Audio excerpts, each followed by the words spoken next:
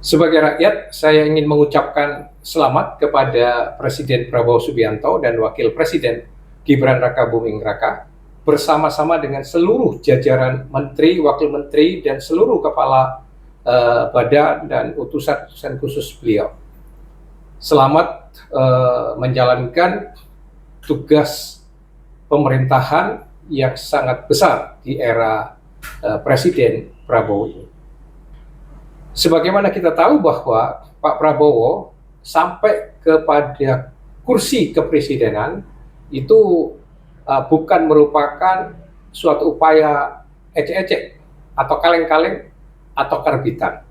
Kita tahu bahwa beliau sampai ke kursi kepresidenan itu dari usaha yang berpuluh tahun, ya, usaha yang tidak pernah pantang menyerah, yang tidak pernah putus asa di jalan, tapi dengan semangat dan kekokohan yang luar biasa. Dari sejak mengikuti konvensi Partai Golkar yang kalah, lalu mendirikan partai politiknya sendiri, yaitu Partai Gerindra. Dengan Partai Gerindra itu 2 kali beliau mengikuti kompetisi Pilpres dan kalah. Baru yang terakhir di tahun 2024 ini beliau memenangkan kompetisi Pilpres itu dengan meraih suara 58% lebih. Jadi yang saya mau katakan adalah bahwa Pak Prabowo menjadi presiden benar-benar karena hasil dari suatu kegigihan, suatu usaha yang ulet dan kematangan dalam proses politik. Yang kedua, tentu merupakan satu fakta bahwa keberhasilan beliau memenangkan kompetisi Pilpres di tahun 2024 ini tidak terlepas dari endorse, dari dukungan Pak Jokowi. Itu sangat nyata. Ya, beliau ditarik menjadi Menteri Pertahanan oleh Pak Jokowi. Lalu diberikan peran, begitu banyak peran-peran strategis, ya, oleh Pak Jokowi. Juga martabat beliau, stigma beliau yang pernah dipecat dalam tanda kutip dari kemiliteran, dipulihkan oleh Pak Jokowi dengan dinaikkan pangkatnya menjadi jenderal bintang 4, ya, jenderal penuh TNI. Itu juga oleh Pak Jokowi. Jadi seperti juga Pak Jokowi mengakui dengan terus terang bahwa Pak Prabowo itu di mata beliau adalah istimewa. Ya. Jadi yang saya mau katakan adalah jasa Pak Jokowi terhadap Pak Prabowo memang besar, dan itu diakui sendiri oleh Pak Prabowo, baik dalam kesehariannya, masa kampanye, dan sampai dengan detik di mana beliau dilantik menjadi presiden. Penghargaan Pak Prabowo tidak luntur, tidak berkurang kepada Pak Jokowi. Kepribadian Pak Presiden Prabowo ini memang terpuji, ya. Jangan pun kepada Pak Jokowi yang memberikan jasa yang besar kepada beliau, kepada mantan jenderal-jenderalnya dulu yang pernah memecat beliau saja, beliau rangkul kembali. Bukan hanya silaturahmi, tapi bahkan diberikan jabatan sekarang, ya kan? Itu luar biasa kepribadian beliau itu. Ya, jadi kalau sekarang masih ada juga pihak-pihak tertentu, kelompok komunis tertentu yang ingin memecah soliditas hubungan baik Pak Prabowo dengan Pak Jokowi, saya kira itu ilusi. Ya, menurut saya itu ilusi. Termasuk kalau yang mencuatkan terus-menerus isu akun Fufu Fafa itu. Saya tidak pernah mendengar itu, walaupun isu Fufu Fafa itu begitu gencar, begitu intensif dikumandangkan oleh pihak-pihak yang membenci Pak Jokowi itu, lalu ditanggapin dengan satu kata pun oleh pihak Pak Prabowo atau anaknya sekalipun. Kan 2 orang ini yang katanya dijelek-jelekkan, ya kan, dinista. Tapi nggak pernah terdengar tanggapan dari beliau-beliau. Lalu kenapa orang-orang yang tidak berkepentingan dengan itu lalu terus memprovokasi, membakar-bakar itu, ya, ngomporin dengan isu-isu itu. Dan sekali lagi kenyataannya sampai di masa-masa akhir Pak Jokowi itu, Pak Prabowo pasti memberikan respect, memberikan penghormatan kepada beliau. Ya, luar biasa gitu loh. Dan jangan berharap juga bahwa Pak Jokowi itu lalu ada upaya-upaya tindakan hukum kepada beliau. Itu kan ada orang-orang tertentu yang sok ngomong itu ngawur gitu, nggak boleh pulang ke Solo, masuk penjara. Itu Anda tuh siapa mau main hakim sendiri begitu? Lalu kasus apa yang mau dituduhkan ke Pak Jokowi? lembaga mana yang mau menindak beliau? Kapolri aja terakhir masih memberikan penghargaan tuh ya, Polri kepada Pak Jokowi itu. Lalu masih mengantar pulang ke Solo. Lembaga aparat penegak hukum mana yang mau menindak Pak Jokowi? Jadi itu semua ilusi. Nah kalau rakyat jumlahnya cuma puluhan ratusan seperti yang digambarkan itu mau memprotes terus Pak Jokowi, nggak ada artinya itu, nggak ada artinya. Ya kita mesti fair aja gitu. Banyak kesalahan kelemahan Pak Jokowi itu ada banyak, ya kita mesti mengakui itu. Tapi di sisi yang lain rakyat yang nggak sampai mau menghukum Pak Jokowi semacam itu, gitu.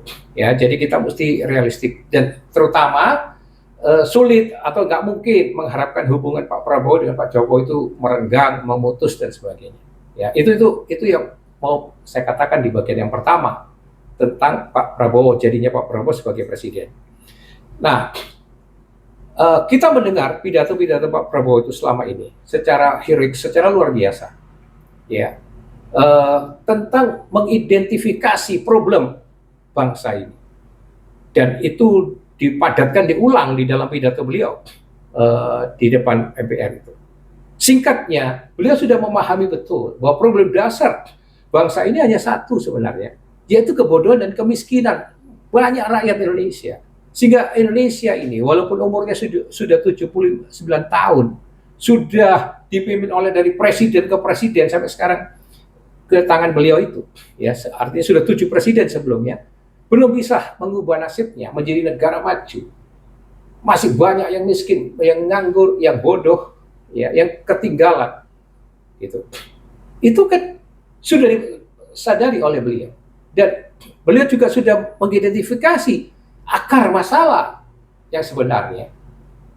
Yang tidak lain adalah korupsi. Ya. Orang-orang kita Indonesia ini, pejabat-pejabat ini kalau sudah diangkat menjadi pejabat, seringkali lupa diri gitu.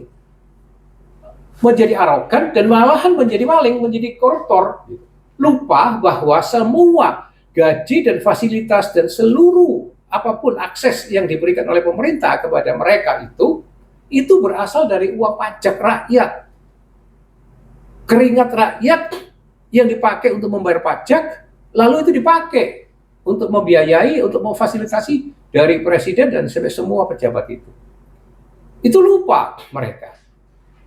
Yang sebenarnya kalau yang punya moral, mereka sadar, oh saya dibiayai oleh rakyat, ini uang rakyat yang saya pakai untuk makan, untuk saya nikmati dengan mobil mewah, dengan semua fasilitas. Lalu hidupnya adalah seperti yang ditekankan oleh Pak Prabowo, mengabdi, berbakti untuk rakyat, untuk bangsa dan negara. Pak Prabowo sadar betul menjadi presiden itu karena diberi kekuasaan. Kedaulatan rakyat diserahkan ke tangan beliau. Jadi beliau mau berbuat untuk rakyat. Itu sejalan juga dengan doa beliau dulu, kan pengen mendapatkan kesempatan menjadi penguasa untuk bisa berbuat banyak untuk rakyat. Dan kemarin itu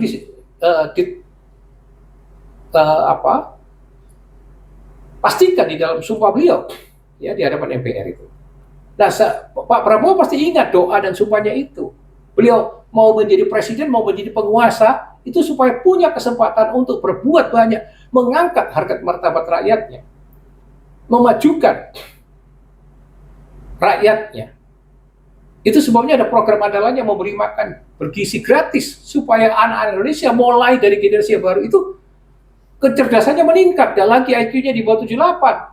Tapi sudah naik ke 90, ke 100, syukur ada banyak yang lebih dari 100, mendekati ke 200. Kan begitu harapan beliau. Supaya bangsa ini maju, pintar, cerdas. Ya kan? Nah, yang saya mau garis bawahi adalah begini.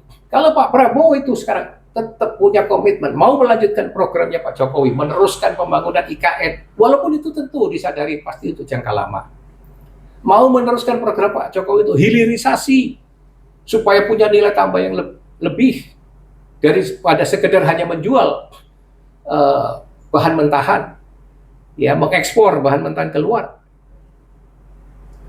Mau bahkan membangun perumahan untuk rakyat, atau bahkan membangun infrastruktur yang lain, it's okay, nggak masalah, ya itu memang haknya beliau. Mengangkat kabinet gemuk banyak lebih dari 150 mungkin sekarang ini totalnya, ya menteri, wakil menteri, dan kepala-kepala lembaga dan utusan itu, ya sudah, itu haknya beliau. Ya, Jadi menurut hemat saya yang jadi persoalan adalah bagaimana harapan rakyat kepada Pak Prabowo itu bisa terwujud, visi dan programnya bisa terwujud. Jangan sampai nanti Pak Prabowo itu punya visi yang hebat, program yang hebat, tapi hanya berhenti di narasi atau di orasi. Itu yang mesti kita dorong. Di dalam konteks ini, buat saya satu saja misalnya agenda yang paling yang harus diutamakan, yaitu problem dasar kenapa Indonesia ini terpuruk, kenapa masih banyak rakyatnya bodoh dan miskin, ya masih banyak tertinggal di berbagai hal, gitu. Padahal sumber daya alam katanya luar biasa melimpah ruah, itu kan satu, yaitu korupsi, gitu. Nah, bagaimana kita mendorong Pak Prabowo terus-menerus agar menjadi presiden yang paling legend, karena beliau adalah satu-satunya presiden Indonesia misalnya yang berani nanti memerangi korupsi habis-habisan. Itu persoalannya. Kalau hanya membangun infrastruktur, meneruskan IKN, melakukan hilirisasi, membangun rumah dan lain-lain infrastruktur, itu semuanya kegiatan fisik. Tanpa merendahkan itu, saya mengatakan itu tidak terlalu sulit, asal ada dananya, ada orangnya, suruh bangun, selesai. Tapi kalau persoalan mengubah pejabat-pejabat ini, mentalitasnya dari maling, dari koruptor, menjadi pejabat yang bersih, ya, yang mengikuti prinsip good government. Nah, itu yang menurut saya hebat. Saya kalau hanya membangun infrastruktur, itu banyak yang senang. Pejabatnya senang, konglomeratnya senang, kontraktor-kontraktor senang, karena mereka diberkahi dengan itu. Dan itu biasanya pasti tidak terlepas juga dari korupsi, dari hengki-pengki, suap gratifikasi itu Pak, jujur aja. Karena itu mereka senang, karena pejabatnya bisa kaya, kontraktornya kaya, gitu loh. Tapi kalau mengubah, merevolusi mental, ya, kultur dari pejabat yang tadi korup itu menjadi pejabat-pejabat yang bersih, saya yakin itu bukan program yang disukai, Pak. Di situ mungkin tidak ada cuan, mungkin malah berbahaya untuk mereka. Tapi Pak Prabowo, presiden yang hebat kalau mau melakukan itu, seperti yang Bapak orasikan. Saya berikan contoh, Pak, beberapa korupsi besar saja yang pernah sudah dikemukakan oleh adik Bapak sendiri, oleh Pak Hasim. Korupsi di Kementerian Bapak 51 triliun. Korupsi atau pengemplangan pajak 300 triliun oleh pengusaha-pengusaha sawit. Korupsi TPPU yang ada di Kementerian Keuangan yang berasal dari 349 triliun yang kemudian sekarang yang lalu pada waktu zaman Pak Mahfud itu diidentifikasi 189 atau berapa triliun. Itu semua belum ada kabarnya, Pak. Belum ada ceritanya. Polri di masa-masa akhir Pak Jokowi membentuk korps anti korupsi. Tapi kasusnya Firly Bahuri bagaimana? Gak ada kabarnya juga. Ya kan? Di korupsi ini sekali lagi saya yakin Bapak sudah tahu. Itu bukan hanya di tingkat atas, di level atas sampai ke bawah-bawah. Udah penyakitnya itu mentalnya Pak. Sulit kita kalau berurusan dengan APH, dengan lembaga-lembaga, dengan berbagai birokrat. Itu kalau nggak pakai uang sulit lancarnya, Pak. Ya, gitu loh. Dan saya mengharapkan Pak Presiden itu betul-betul mau melakukan pemberantasan korupsi ini secara serius dan secara tuntas, secara optimal gitu, utuh. Jangan sampai nanti begini, Pak. Hanya para banker yang takut dengan Bapak gitu. Karena Bapak pernah mengatakan 20 tahun Bapak tidak berkuasa, tidak pernah dapat akses kredit. Lalu pabrik-pabrik Bapak macet gitu. Ya itu kan masa lalu, Pak. Walaupun Pandana Baban pernah mengatakan Bapak sebenarnya udah pernah dapat tuh kredit 100 miliar dari Bank Mandiri dulu gitu misalnya ya. Itu kan. Nah, jangan sampai sekarang ini jangan pun Bapak Presiden. Ketika Bapak Menhan saja pasti sudah banyak itu banker-banker dari bank plat merah yang takut ke Bapak itu. Apalagi sekarang Bapak Presiden gitu. Saya yakin pada takut semua itu, Pak. Gak ada yang berani nolak kredit dari usaha-usaha Bapak atau adik Bapak itu. Tapi kan itu terlalu subjektif kalau Bapak jadikan patokan. Nah, yang saya mengharapkan sekarang bagaimana koruptor itu takut dengan Bapak. Koruptor-koruptor itu, Pak, jangan bengker aja. Koruptor itu takut. Bapak jadi presiden, itu ancaman buat para koruptor. Termasuk di dalamnya adalah bagi kabinet Bapak sekarang ini. Hak Bapak membentuk kabinet sebanyak-banyaknya, sebesar-besarnya, segabung-gabungnya, it's okay. Itu hak prerogatif Bapak. Tetapi juga kewajiban Bapak mengontrol, mengevaluasi mereka. Dan apabila mereka nanti Bapak dapati ada yang ingkar janji kepada fakta integritas yang mereka tanda tangani, kepada visi dan program Bapak yang ingin mengentaskan kemiskinan dan kebodohan rakyat dengan mengkorupsi uang, entah itu bersumber dari APBN atau uang itu bersumber dari hasil kolusi dengan pihak ketiga, hendaknya tidak Bapak memberikan pardon lagi, maaf lagi, ya, apalagi melindungi. Tebang saja mereka, Pak, tebas saja, betul-betul terapkan hukuman mati untuk mereka. Karena itu saya mengusulkan, izinkan saya mengusulkan, Pak, akan Bapak mulai meneladani gitu. Di istana negara, di kantor Bapak itu tersedia satu peti mati. Lalu di setiap kantor kementerian, kepala badan, ya, itu juga wajib sediakan satu peti mati di pintu-pintu utama mereka itu, agar di seluruh jajaran kabinet Bapak sampai dengan semua staf setiap hari melihat peti mati kalau masuk ke kantornya itu, sehingga terus disadarkan, diingatkan bahwa kalau mereka korupsi, mereka harus dihukum mati. Itu prinsip dasar, Pak. Yang kedua, setelah mereka dilantik hebat, senang-senang, happy-happy begini, wah, bangga-bangga, retreat di Hambala, lalu nanti setelah itu ada di pembinaan di Akademi Militer Magelang. Nah, sesi terakhir, Pak, ajak mereka tur ke penjara-penjara, termasuk ke Nusa Kambangan. Jadi agar mindset pejabat itu jangan cuma mau ngeruk keuntungan, kekayaan untuk diri sendiri dengan memanfaatkan jabatan, kekuasaannya, memanfaatkan akses pemerintahan, bekerja sama dengan pihak ketiga, dengan pihak swasta, berkolusi, dan seterusnya. Jangan hanya itu, mindset mereka harus terus disadarkan. Dengan melihat peti mati setiap hari di kantor mereka, dengan mereka terkenang tur di penjara-penjara itu, mereka tahu bahwa ancaman mereka mati atau masuk penjara. Dan dalam hal ini, Bapak berkomitmen tidak ada yang Bapak lindungi, meskipun itu rekan dekat Bapak, bahkan itu mungkin kalau keluarga Bapak. Meskipun orang-orang yang sekarang Bapak angkat ini adalah Bapak menginginkan persatuan dan kebersamaan dengan mereka. Tapi di dalam konteks untuk kepentingan rakyat, jangan pernah ketegasan itu dikalahkan hanya karena kenalan dan relasi baik ini, Pak. Sebagai rakyat, itu yang ingin saya garis bawahi agar supaya orasi Bapak, pidato Bapak, ya, tekad Bapak untuk memberantas korupsi dan menegakkan hukum bagi para koruptor itu betul-betul bisa terimplikasi dengan utuh, dengan penuh, dengan maksimal. Karena saya percaya bahwa itu syarat, itu prasyarat. Ya, kalau korupsi di Indonesia itu mulai menjadi minimal, bahkan menjadi bersih, pembangunan yang lain akan jauh lebih hebat kemajuannya, Pak. Saya percaya. Karena mentalitas, karena kultur dari pejabat-pejabatnya bersih. Dan betul-betul dipenuhi dengan semangat ingin mengentaskan rakyat dari kebodohan dan kemiskinan. Atau singkatnya ingin menyejahterakan dan mencerdaskan seluruh bangsa ini.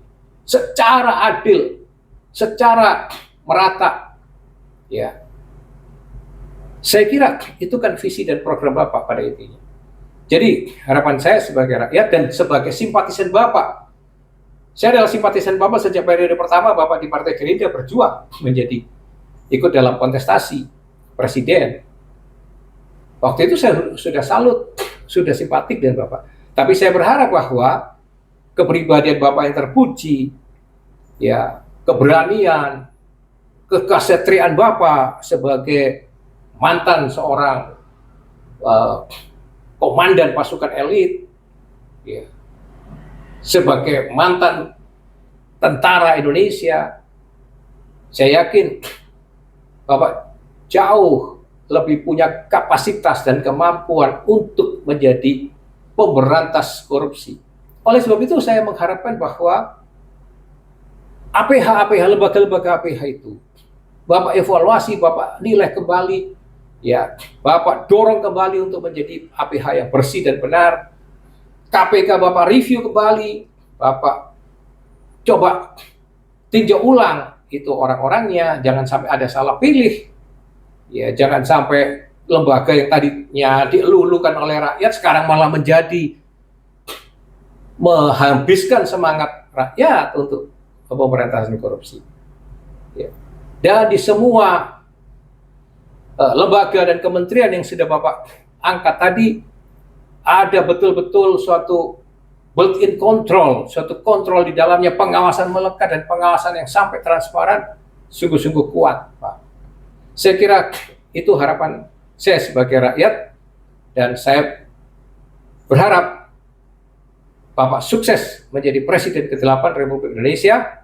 Sekali lagi, bukan hanya sukses di dalam pembangunan fisik, infrastruktur, tetapi sukses di dalam revolusi mental, revolusi kultur pejabat-pejabat, agar betul-betul tujuan dari visi dan program Bapak, yaitu mensejahterakan dan mencerdaskan rakyat Indonesia, tercapai di dalam 5 tahun yang pemerintahan Bapak yang pertama ini. Karena sekali lagi 5 tahun itu bukan masa yang panjang, Pak, tetapi relatif singkat. Semoga tidak lama dari saat-saat selesainya Bapak pelantikan dan pemantapan kabinet Bapak di Akademi Militer, sudah langsung gaspol pada program kerja dengan tujuan-tujuan yang sangat jelas itu. Terima kasih dan salam merah putih.